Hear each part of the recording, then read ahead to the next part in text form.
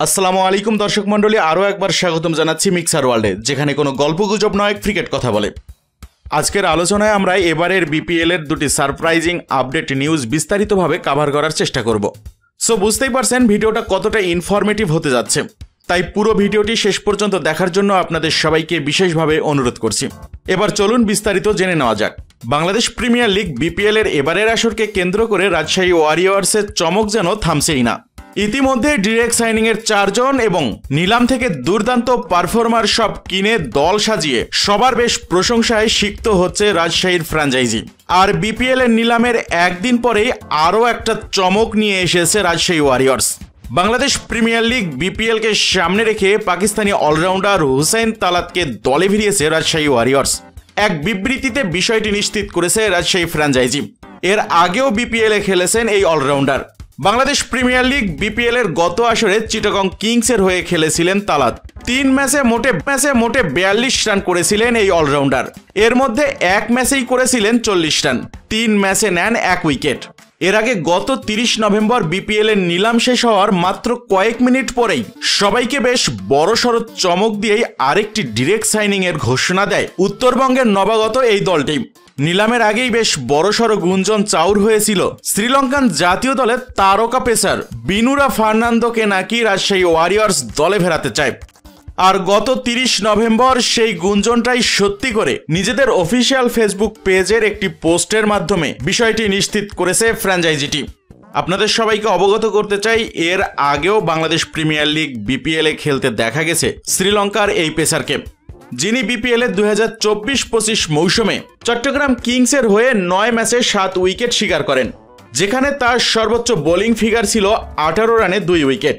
তবে 9 ম্যাচের এই ছোট্ট বিপিএল ক্যারিয়ারটা খুবই সাদামাটা মনে হলেও তার ইকোনমি রেটটা কিন্তু ভিন্ন কথা বলে।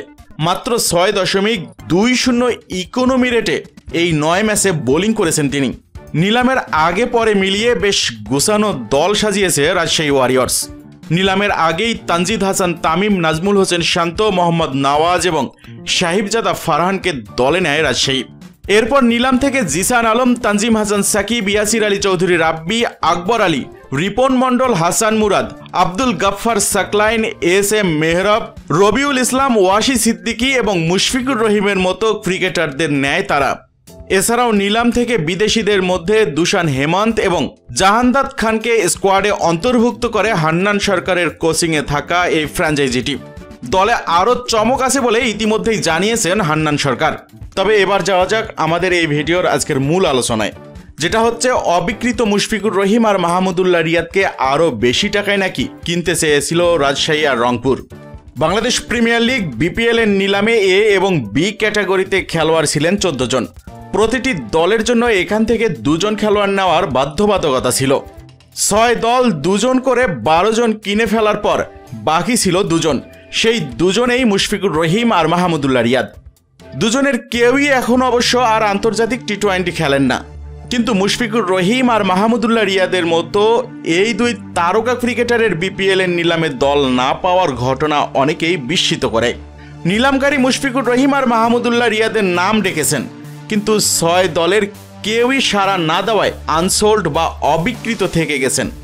এমন দৃশ্য বিস্ময়ের বই কি। শেষ পর্যন্ত 2 অভিজ্ঞ ক্রিকেটার অবশ্য দলও পেয়েছেন। মুশফিকুর রহিমকে তারই নিজ বিভাগের দল রাজশাহী ওয়ারিয়র্স এবং মাহমুদুল্লাহ রিয়াদকে রংপুর রাইডার্স দলে নিয়েছে। নিলামের পর 2টি দলের কোচই বলেছেন এই ক্রিকেটারদের দলে পেয়ে নিজেদের ভাগ্যবান মনে করছেন তারা। তবে নিলামের প্রথম ডাকে কোনো দলই আগ্রহ না দেখালেও নিলামের পর রংপুর রাইডার্স এবং রাজশাহী ওয়ারিয়র্স এই 2 দলের কোচই বলেছেন এই 2 ক্রিকেটারকে দলে পেয়ে নিজেদের ভাগ্যবান মনে করছেন তারা।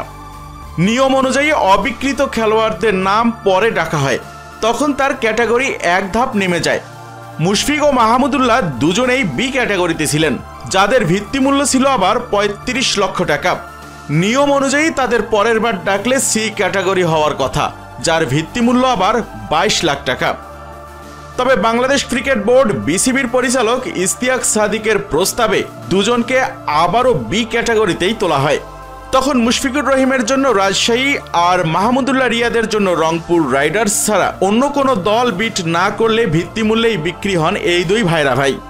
নিলামের পর বাংলাদেশ জাতীয় ক্রিকেট দলের দুই সাবেক অধিনায়কের শুরুতে অবিকৃত থেকে যাওয়া এবং পরে বিক্রি হওয়া নিয়ে গণমাধ্যমের সঙ্গে কথা বলেন রাজশাহী ওয়ারিয়র্সের প্রধান কোচ হান্নান সরকার এবং রংপুর রাইডার্সের সহকারী কোচ মোহাম্মদ আশরাফুল। হান্নান সরকার জানান, মুশফিক এবং মাহমুদুল্লাহকে প্রথমে কেউ না কেনায় তিনি নাকি নিজেও অবাক হয়েছিলেন। বলেছেন, আমারও একটা সময় খারাপ লেগেছে যে এটা আসলে কিভাবে সম্ভব, ওরা দল পাবে না, এটা আসলে মেনে নেওয়ার মতো নয়। টিম কম্বিনেশন বা এ ও বি ক্যাটাগরি থেকে দুজন প্লেয়ার নেওয়ার যে নিয়ম করেছে সে কারণেই হয়তো কোনো দল ভিন্ন কৌশলে দল সাজিয়েছিল, যে কারণে প্রথমে তাদেরকে কেউ নেয়নি। তবে আমরা দুই দল অপেক্ষা করছিলাম কখন আবার ডাকবে। রংপুরের সঙ্গে তখন কথা হচ্ছিল যে তারা আসলে এই বিষয়ে কি ভাবছে। স্থানীয় খেলোয়াড়দের দলে টানার নির্ধারিত কোঠা শেষে বাড়তি খেলোয়াড় নেওয়ার পর্বে যখন মুশফিক ও মাহমুদুল্লাহর নাম ডাকা হয়, এক ডাকেই রাজশাহী মুশফিককে এবং রংপুর মাহমুদুল্লাহ রিয়াদকে পেয়ে যায়। তবে মুশফিকুর রহিম কি রাজশাহী ওয়ারিয়র্সের পরিকল্পনাতে ছিল? রাজশাহীর কোচ হান্নান সরকার অবশ্য অকপটেই স্বীকার করেন যে শুরু থেকে মুশফিকুর রহিম তাদের পরিকল্পনাতে একদমই ছিল না। তিনি সোমবার গণমাধ্যমে বলেন, এটা খুব স্বাভাবিক যে নিলামে নিজের মতো করে দল সবসময় মেলানো যায় না। মুশফিক শুরু থেকে আমার পরিকল্পনায় ছিল সেটা বললে মিথ্যা বলা হবে। মুশফিকুর রহিমকে দলে নেওয়ার পরিকল্পনা কিভাবে উদ্ভব হলো এমন প্রশ্নের জবাবে হান্নান সরকার বলেন, কিন্তু যখন দেখলাম আমাদের পরিকল্পনা পূর্ণ করতে পারিনি এবং মুশফিকের মতো খেলোয়াড়কে পাওয়ার সুযোগ রয়েছে, তখন আমি পরের ধাপগুলোতে সেখানে কাজ করার চেষ্টা করেছি।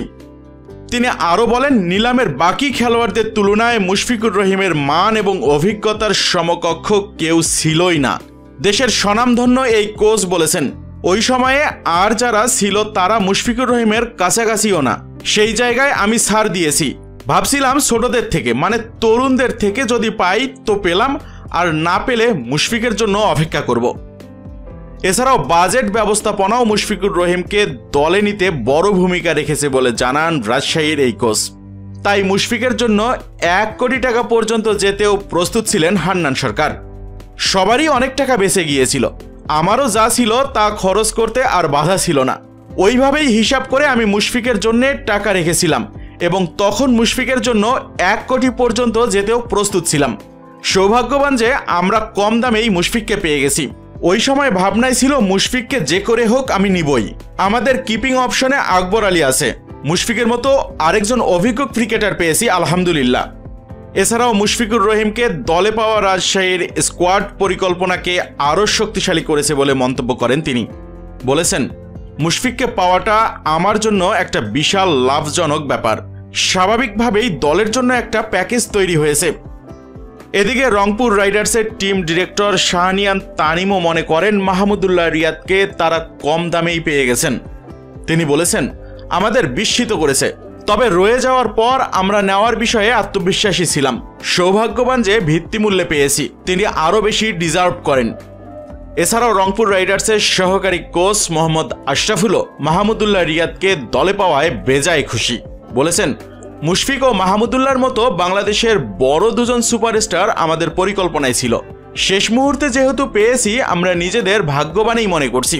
কিন্তু দর্শক মণ্ডলী, আপনাদের কাছ থেকে জানতে চাইব এবারের বিপিএল এ আপনারা কে কোন দলকে সাপোর্ট করছেন, সেই সাথে আপনাদের প্রিয় দলে আপনারা কোন তারকা ক্রিকেটারকে দেখতে চান।